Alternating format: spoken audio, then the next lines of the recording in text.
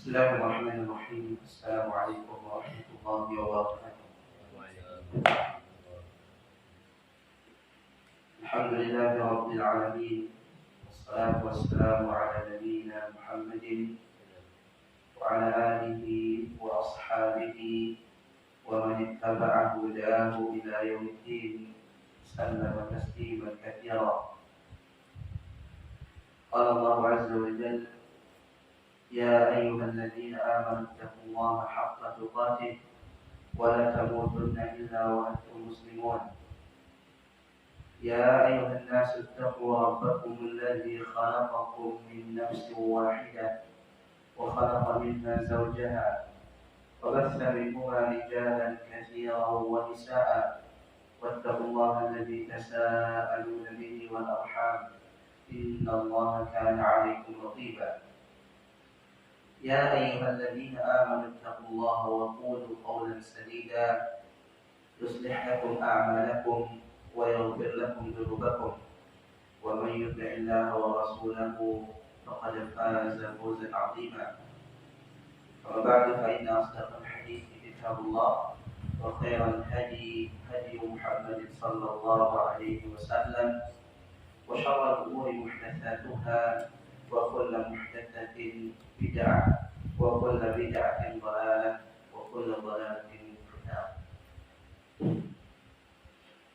Bapak-bapak yang semoga rahmati Allah Subhanahu wa taala, kita lanjutkan pelajaran kita di kitab Al-Bayan di Talaqil Quran, masuk ke pembahasan sifat istiqamah.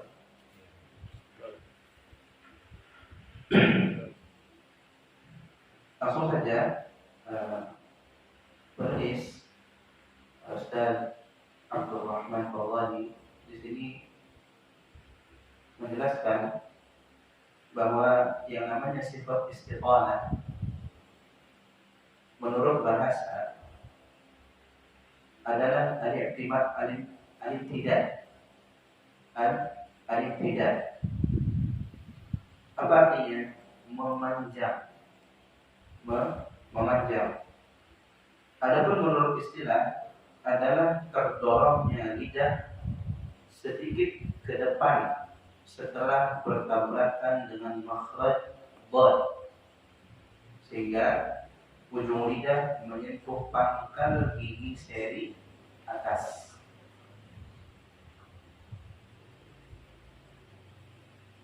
Apa yang menyebabkan hal itu?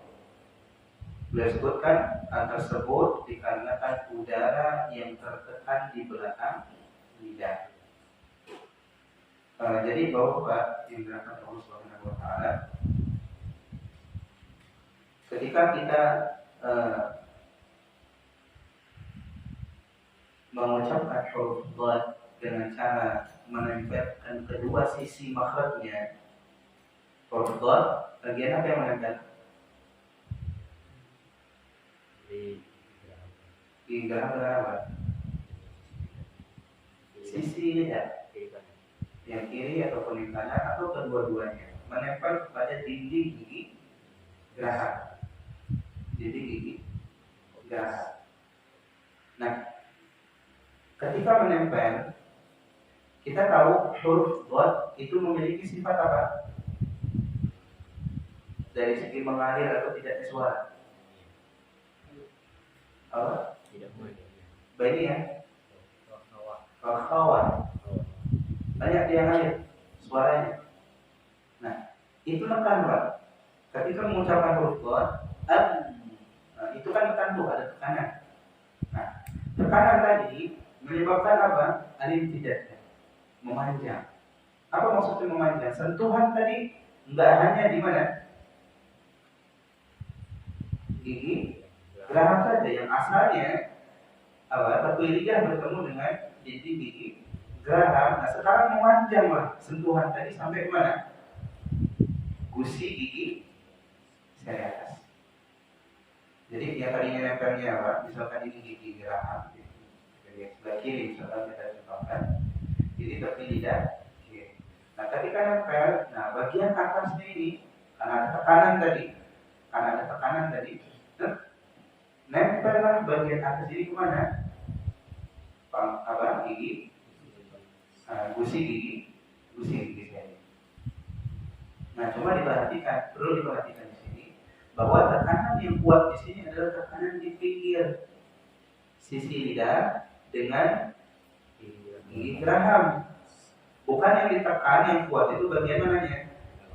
Depannya, bukan.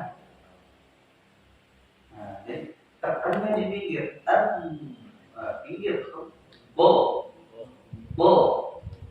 bagian apa namanya?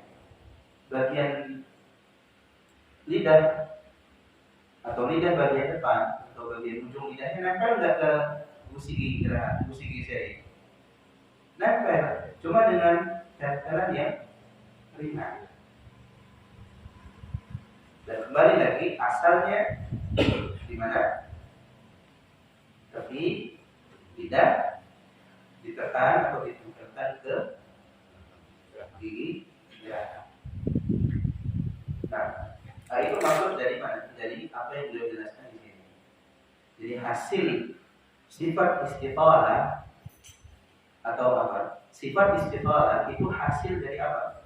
Tekanan ketika menempelkan dua makhraj huruf, yaitu tepi lidah bertemu dengan gigi geraham. Nah, ketika ditempel, ada tekanan di sana, akhirnya menyebabkan bagian lidah atau lidah bagian depan atau ujung lidah itu bertemu atau menempel ke gusi gigi seri. Cuma catatannya tadi nempelnya tidak kuat. Yang kuat itu di gigi geraham.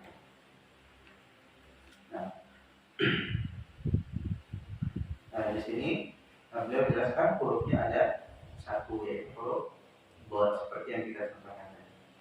Berkata Imam Ibnul Jazari rahimahullah ta'ala, "Wadha nistaqil." Dan huruf bod berikanlah ia sifat istiqalah. Nah, beberapa bisa lihat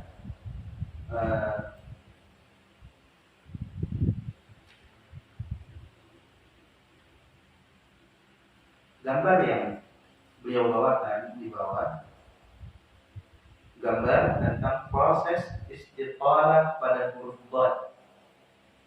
Proses istiqalah pada huruf bod dan gambaran langit-langit atas. Kalau sebelah kiri itu aliran suaranya, aliran suara. Nah, bagian yang sebelah kanan, nah itu menunjukkan bagian yang perlu dicatat bahwa di garis bawahnya yang ini, Pak, yang ada kotak-kotak. Ada kotak putih, ada kotak yang agak gelap. Nah, bagian yang putih atau bagian yang yang gelap, ini makhrajnya. Itu bagian yang menempel. Jadi bagian langit-langit, Pak, ya. Nah, ketika mengucapkan huruf bod, bagian sisi lidah bertemu dengan gigi geraham. Nah, bagian atas sisi tersebut itu nempel ke mana? Langit.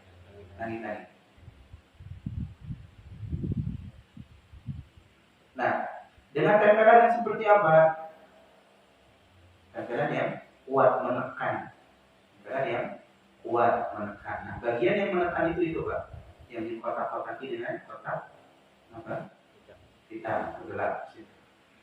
Nah, adapun bagian yang putih, nah itu apa? Perpanjangan dari makhraj huruf bod yang kita istilahkan di sini dengan sifat istiqalah.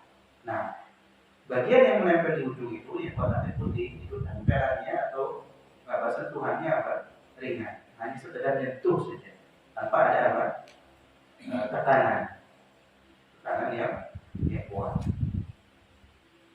Nah, di sini dia tidak membawakan banyak contoh seperti di sifat-sifat sebelum. Nah, sampai sini bisa dipahami? Atau ada pertanyaan bisa disampaikan terlebih dahulu?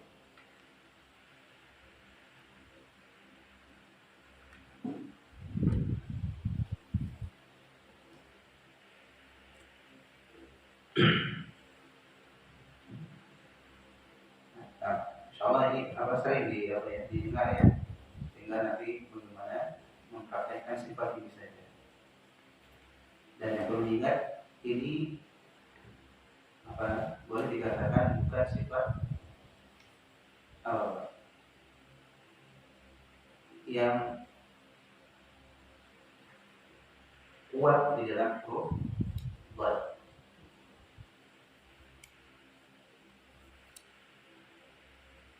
Artinya, ketika mengucapkan huruf ini, jangan fokus kita penekanannya itu di mana? Di bagian yang tadi, bagian tambahannya. Bagian mana? Gigi. Nah, geraham gigi seri. Nah, jangan kita fokusnya ke geraham gigi seri terus. Kemudian yang yang aslinya, yang intinya itu dilupakan. Dan umumnya sekarang orang Indonesia secara umum sulit dalam mengucapkan huruf beda dengan dan. Kalau dan masih bisa. Tapi huruf dhad seringkali ditempelnya di tempat kita mengucapkan huruf D. Do, gitu aja. Penting tidak on. Padahal tekanannya bukan di situ, bukan di mana gerakan di seri atau di langitan. Nah, itu catatannya. Kemudian kita masuk ke sifat yang terakhir dari sifat-sifat yang tidak memiliki lawan. Yang terakhir dia bawakan sifat ghunnah. Nah, ini insyaallah tahu semua ya. Apa itu ghunnah? Dia jelaskan ghunnah adalah suara dengung yang keluar dari khayshum. Apa itu khayshum, Pak? Rongga hidung yang menyertai huruf nun dan mim. Hanya 2 huruf ini. Sisanya enggak boleh ada ghunnah. Nah, ini catatan. Jadi yang ada gunnahnya, yang ada suara dengungnya itu hanya ada di huruf nun dan mim. Yang lain ada? Yang lain ada? Enggak ada. Ingat ya. Jadi nanti ketika mengucapkan jangan sampai masuk ke hidung. Kalau enggak hidung. Dan dia jelaskan hurufnya ada 2, nun dan mim. Nah, keluar dari gunnah itu seperti yang beliau tuliskan atau beliau bawakan di gambar di bawah, huruf mim dan nun. Kurang lebih seperti itu. Suara tadi dari dalam ketika keluar masuk ke rongga hidung, masuk ke rongga hidung, sehingga keluarlah tadi yang kita namai dengan dengung. Dengung kalau bahasa Arab itu gunnah.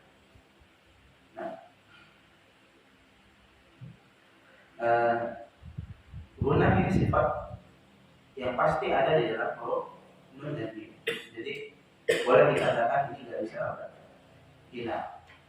Hanya saja terkadang jelas, terkadang kurang. Jadi kalau kita mengucapkan huruf nun dan mim itu pasti ada gunnahnya, pasti ada dengungnya. Enggak mungkin enggak. Boleh dicoba ketika mengucapkan huruf nun dan mim itu pasti buat suara yang mana? Ke hidung. Mau dihilangkan itu nggak bisa. Ada yang bisa hilangkan? Nggak bisa. Nah, sisanya jangan sampai ada gunnah. Sisanya jangan sampai ada gunnah. Jadi ketika misal biasanya yang sering di huruf apa kita ada gunnah. Ain. Ketika kita mengucapkan huruf ain, biasanya masuk ke hidung. Masuk ke hidung. Padahal harusnya tidak tekan dari tenggorokan.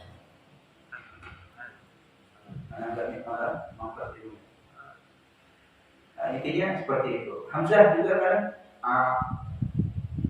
kurang bisa membedakan. Atau huruf-huruf yang lain. Atau ketika ya sukun, bukan